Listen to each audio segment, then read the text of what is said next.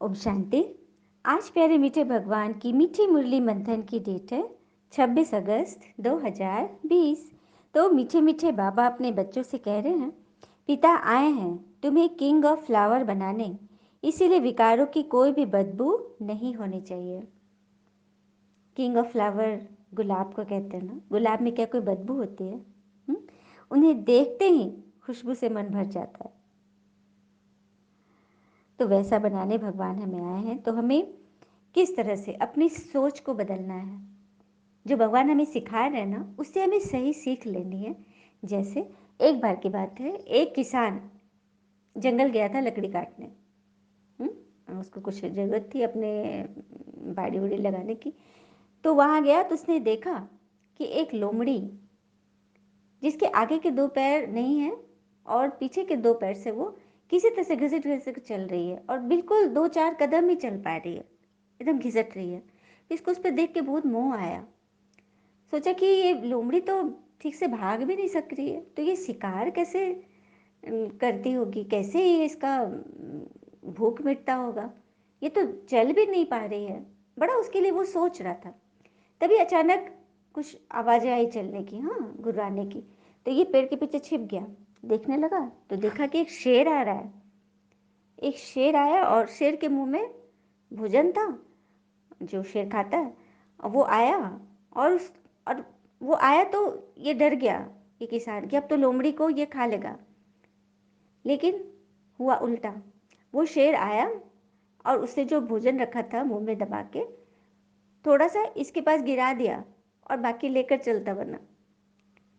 तब इसने समझा कि अरे वाह, जब जंगली जानवर भी इतना दया दिखाते हैं, और ये तो ईश्वर की बहुत बड़ी कृपा है कि कोई हम कुछ भी नहीं कर पा रहे फिर भी भगवान उसके भोजन का व्यवस्था कर रहे हैं। बहुत उसको अच्छा लगा और वो सोचा कि तब मैं भी क्यों इतना मेहनत कर रहा हूँ। वो भी एक जगह जाके एकदम बैठ गया कि मुझे भी भगवान भोजन की व्यवस्था कर देंगे। चुपचाप बस बैठ गया खाली। कई दिन हो गए, 3 4 5 दिन हो गए। भूख से उसका दम निकलने लगा, कहीं कोई नहीं आया उसकी मदद के लिए। तभी उस रास्ते से एक साधु जी जा रहे थे। उसने साधु जी से पूछा, रोका और बोला कि मेरे एक प्रश्न का जवाब दीजिए।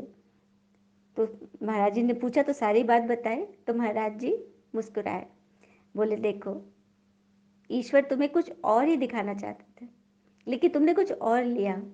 वो ये दिखाना चाहते थे कि देखो, इतना क्रूर, मतलब इतना हिंसक प्राणी शेर होते हुए भी उसके मन में दया थी।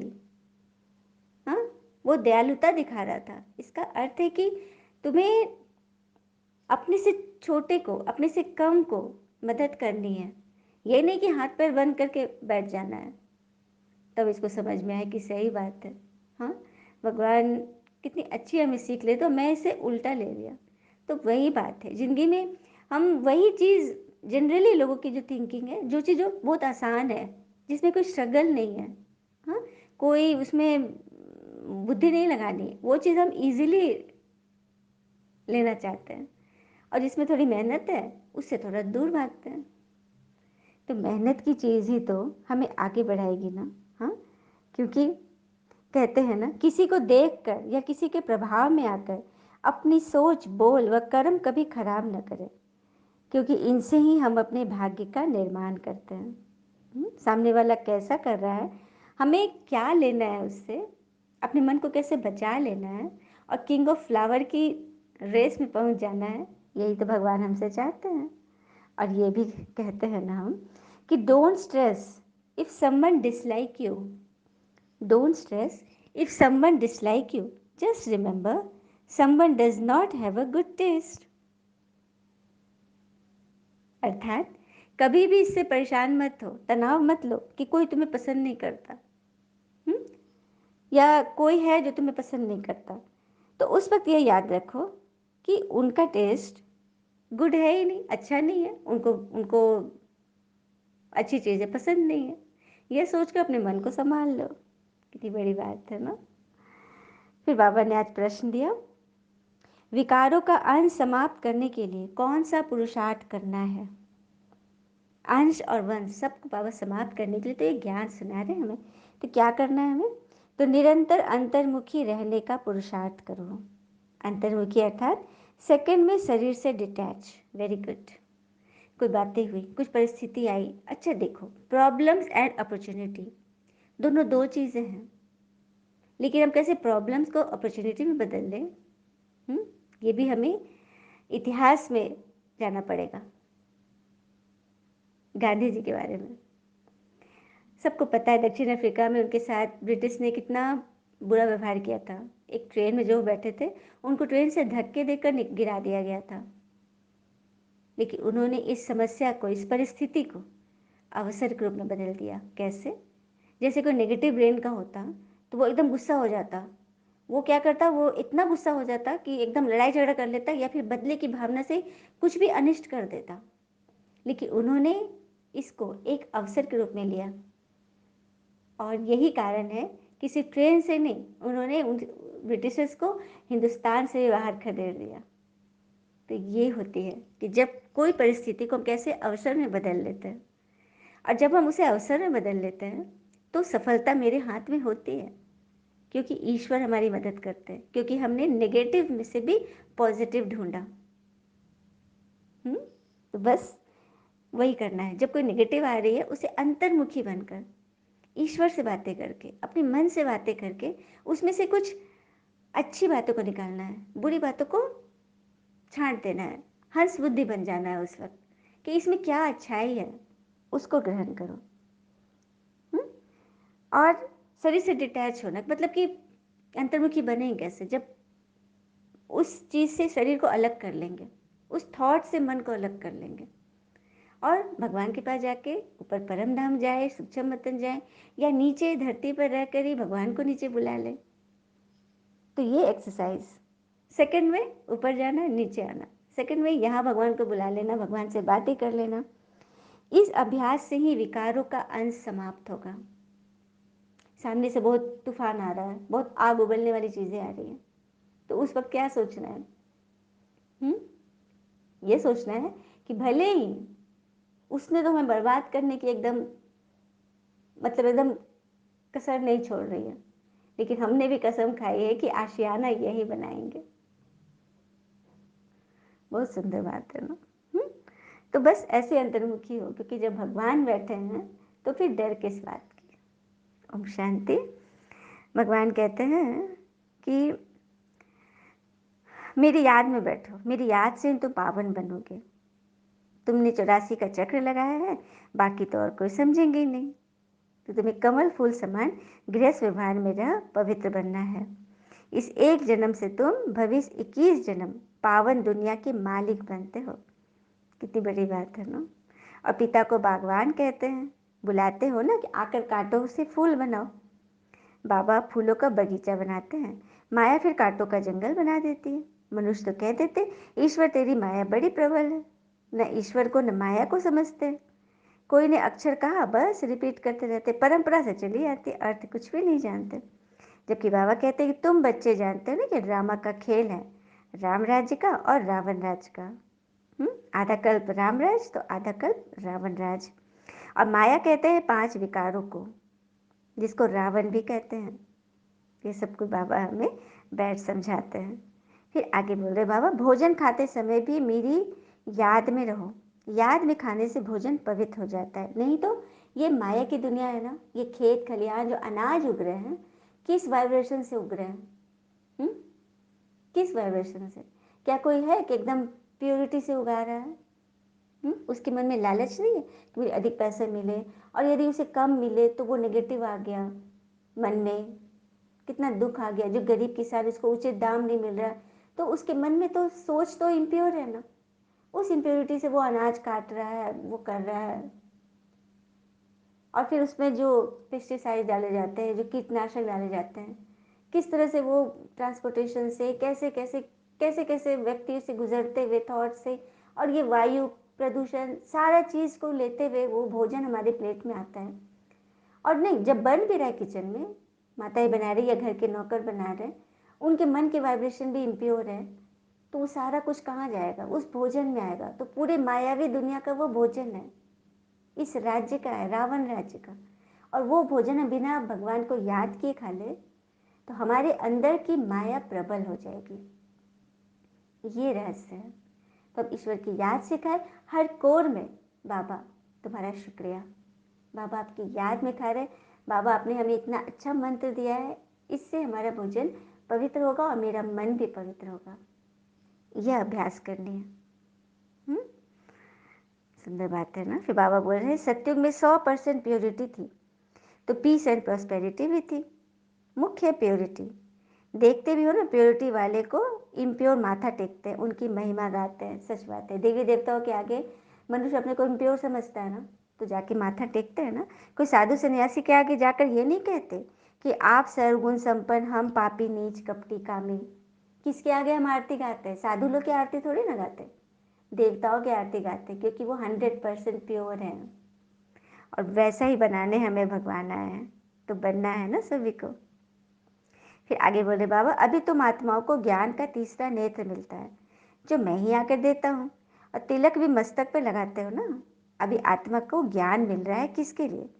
ताकि तुम अपने आप को राज तिलक दो। जैसे जो बैरिस्ट्री पढ़ते हैं, तो पढ़कर अपने को आप ही बैरिस्टर का तमगा लगाते हैं ना, अपने नेम प्लेट में लिखते हैं ना बैरिस्टर, तो अपने आप को तिलक देना ही हुआ। उसी तरह से तुम बच्चे इस पढ़ाई से अपने आप को स्वर्गिक राजाई का तिलक दोगे। मेरी याद से विकर्ण विनाश होंगे। मैं तुम्हें राजाओं का राजा बनाता हूँ। जो बहुत दान पुण्य करते हैं तो राजाओं के घर जन्म लेते हैं, क्योंकि अच्छे कर्म किए। सच बात है, हम भी मानते हैं ना कि कोई बच्चा जन्मते ही राजा के घर में जन्मा, तो सभी कहते हैं कितना अच्छा भाग्य लेकर आया है, क्योंकि इसने पुण्य कमाया है। तो अभी वो अमीर घर में पैदा लिया है। तो अभी यहाँ तुमको मिला है अविनाशी ज्ञान धन, यह धारण कर फिर दान करना है, क्योंकि यह सोर्स ऑफ इनकम है, वो भी 21 जन्मों की। क्योंकि दुनिया में जो उसने अच्छे कर्म इस जन्म के, तो उसे अगले जन्म मिला, एक जन्म मिला। लेकिन अभी हमें जो भगवान पढ़ाई पढ़ा रहे, जो हम पुण्य कर रहे हैं, वो हमें 21 जन्म पढ़ाई मिलेगी। जैसे किसी ने इस जन्म बिलायत जाकर पढ़ा, बहुत धन कमाया, और आकर उसका हार्टफेल हो गया, हाँ, तो उसकी पढ़ाई क्या हुई? पढ़ाई और धन क्या हुआ? उसके लिए तो सब खत्म ना, क्योंकि विनाशी चीज वो कमाया ना। इस दुनिया की पढ़ाई विनाशी है, शरीर खत्म, पढ़ाई खत्म। लेकिन परमात्मा जो हमें पढ़ा रहे हैं, ये अविनाशी पढ़ाई है। ये तो शरीर खत्म के साथ ही शुरू होगा और 21 जन्म हमें फायदा देगा। तो कोई तुलना ही नहीं है ईश्वरी पढ़ाई से। सारी क्रिमिनल आई खत्म हो जाएगी।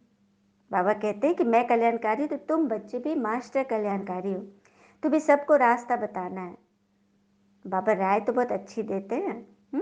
श्रीमद् भगवद गीता, इसकी महिमा इतनी क्यों है? क्योंकि भगवान की गाई हुई गीत है। अब भगवान किसको कहा जाए, ये भी विरोधाभास है। सभी अपने अपने धर्म के धर्म स्थापक को ही भगवान कह लेते। कोई क्राइस्ट को कहते, कोई मोहम्मद को कहते, कोई गुरु नानक को कहते, कोई साईं को कहते, कोई श्री राम, कोई श्री कृष्ण को कहते। बहुत बहुत बताने की बात है। जब ये भेद को लोग समझ जाएंगे ना, उसी दिन से उसकी आत्मा का कल्याण होना शुरू होगा। क्योंकि परमात्मा भगवान वो है जो सभी धर्म के आत्माओं के पिता हैं। तो क्या श्री राम जी, क्राइस्ट, मोहम्मद को सभी धर्म की आत्मा ने स्वीकार किया है, अपना पिता मानती है? नहीं ना। तो बस यही पे तो भेद है। इसीलिए तो परमात्मा ने शरीर लिया ही नहीं, क्योंकि शरीर में आते तो किसी न किसी धर्म में, किसी न किसी भाषा में, किसी न किसी वेश में आते। तो जिस वेश में आते, अब हिंदू धर्म के श्री कृष्ण जी की तरह पीताम्बर धोती पहन के आते, तो सब समझते कि परमात्मा तो हिंदू है। अब मुस्लिम धर्म के चोले पहनते तो समझता कि परमात्मा तो मुस्लिम है। क्रिश्चियन में, इसीलिए परमात्मा ने जन्म लिया ही नहीं, शरीर में आए ही नहीं। वो निराकार आत्मा रूप में है, क्योंकि सभी के अंदर आत्मा है। तो इस सेंस से हम सभी क्या हो गए, आपस में आत्मा भाई भाई। लेकिन प्रजापिता ब्रह्मा के द्वारा जो हम पढ़ रहे हैं, तो इसमें तो स्त्री पुरुष दोनों हैं, तो आपस में हम लोग क्या हो गए, भाई बहन। इसीलिए क्रिमिनल दृष्टि तो जा नहीं सकती। बाबा निरंतर बोलते, इस संस्था में ब्रह्मा कुमार भाई भी हैं तो ब्रह्मा कुमारी बहनें भी हैं, लेकिन आपस में बिल्कुल भाई बहन वाले भाव, उसी भाव से ये संस्था चल रही है। क्योंकि यहाँ पवित्रता ही फर्स्ट है, क्योंकि परमात्मा की संस्था है ना, स्वयं भगवान बैठ इस संस्था को चला रहे हैं। और इसी ज्ञान से अब तुम पत्थर बुद्धि से पारस बुद्धि बन रहे हो। तुम्हारी चढ़ती कला होती है, तुम पिता को पहचाने और विश्व के मालिक बने। तभी तुम्हें विकारों में नहीं जाना है। हाँ, दुनिया में भी व्रत आदि करते तो तुम्हें व्रत रखना है पवित्रता का। अच्छा, मीठे मीठे बच्चों प्रति भगवान की नमस्ते। हम बच्चों की भी प्यारे शिव पिता को नमस्ते। और बाबा दिल से सभी आत्माओं की तरफ से आपको वेरी वेरी गुड मॉर्निंग। धारणा के लिए मुख्य सार है, पहली पॉइंट, अविनाशी ज्ञान धन स्वयं में धारण कर फिर दान करना है। पढ़ाई से अपने आप को स्वयं ही राज तिलक देना है। जैसे पिता कल्याणकारी है वैसे मास्टर कल्याणकारी बनना है। दूसरी पॉइंट, खाने पीने की पूरी पूरी परहेज रखनी है। कभी भी आंखें धोखा न दे, यह संभाल करनी है, अपने को सुधारना है। कर्म इंद्रियों से कोई भी विकर्म नहीं करना है। वरदान, बहुत सुंदर वरदान दिया बाबा ने बीज रूप स्थिति का। तो बीज रूप है कि मैं आत्मा, अपने आप को शरीर नहीं आत्मा समझना कि मैं आत्मा इस शरीर द्वारा कर्म कर रही हूँ। करावनहार भगवान है, मैं आत्मा करनहार हूँ। इस भान से हम हर प्रॉब्लम से ऊपर उठ जाएंगे, प्रॉब्लम्स को अपॉर्चुनिटी में बदल लेंगे और सदैव खुश रहेंगे।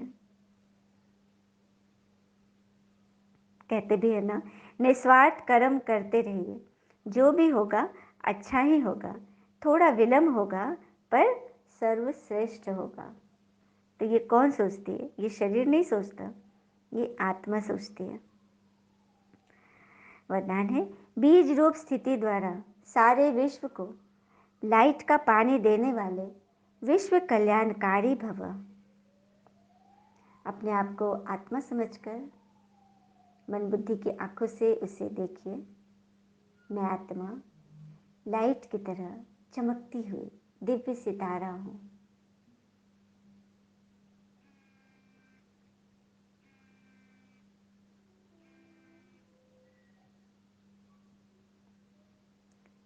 अपनी यही स्टेज लाइट हाउस का कार्य करती है। इससे सारे विश्व में लाइट फैलाने के निमित्त हो। जैसे बीज द्वारा स्वतः ही सारे विश्व को पानी मिल जाता है, ऐसे जब बीज रूप स्टेज पर स्थित रहते हो तो विश्व को लाइट का पानी मिलता है। लेकिन सारे विश्व तक अपनी लाइट फैलाने के लिए विश्व कल्याणकारी की पावरफुल स्टेज चाहिए।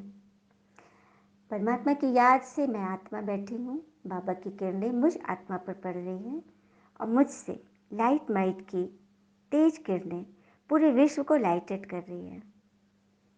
उसके लिए विश्व कल्याणकारी की पावरफुल स्टेज अर्थात मन में सदैव शुभ भावना शुभ कामना ही चले हर एक के प्रति। इसके लिए लाइट हाउस बनो, न कि बल्ब बनो। एक बल्ब जलेगा तो सिर्फ एक कमरे में रोशनी देगी, लेकिन लाइट हाउस बनेंगे तो हमारी रेंज बहुत दूर तक जाएगी। हर संकल्प में स्मृति रहे कि सारे विश्व का कल्याण हो रहा है। स्लोगन, एडजस्ट होने की शक्ति नाजुक समय पर पास विद ऑनर बना देगी। एडजस्ट होने की शक्ति, हमें एडजस्ट होना है, उसका अभ्यास करते रहना है निरंतर। जब हम एक अभ्यास में प्रवीण हो जाएंगे तो नाजुक समय पर हम उस पेपर में ऑनर मतलब पास विद ऑनर प्राप्त करेंगे, मतलब पास हो जाएंगे, इजीली निकल आएंगे। अच्छा, ओम शांति। शुक्र है मीठे बाबा, वो बाबा के प्यारे प्यारे बच्चे। Thank you Baba. All is well always. ओम शांति।